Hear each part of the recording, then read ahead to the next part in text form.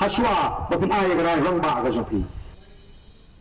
Kaseng Congress kamshim lating kai shu yaladi hakaban Kynthoh Pyrshah eka Sorkar MDA hapo ka Ïalam jong kaseng NPP hashwa ban long ke election Lok Sabha Henry kani kaseng hakawai pat kalyang kalay trelang ru bat kaseng NPP hapo KHASI wat lakata ru unong Ïalam kaseng liang Pyrshah urani vilingdo ulada rap jot ya ka jingle jong kaseng Congress da ka baong balada kaseng jong u kamshim la Jingkyrs ni kaseng NPP kan sadon ka jing phaktian ka babakla syaka Sorkar pedeng hakabaya day baga jing pentrai kam ya ka khnet ka banriu lada kam don kanu ka executive committee uba aling do ulong baga jing bam don lang jong ka isi ki he ki han ki la ban pha jing tip ban om ya hap satya baga jing trang jong ki Katba ban na kani ka daw kle trai lang baga seng NPP KHASI Hills Autonomous District Council.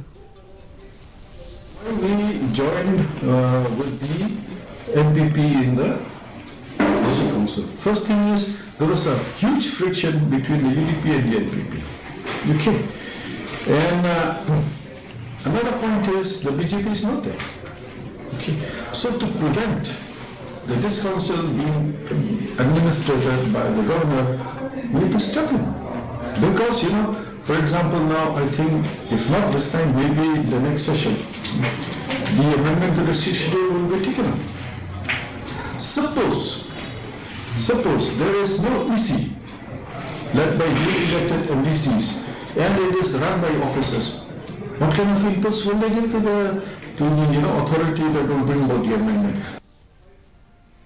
Ya katamasa jong ki rong ki ru ba pher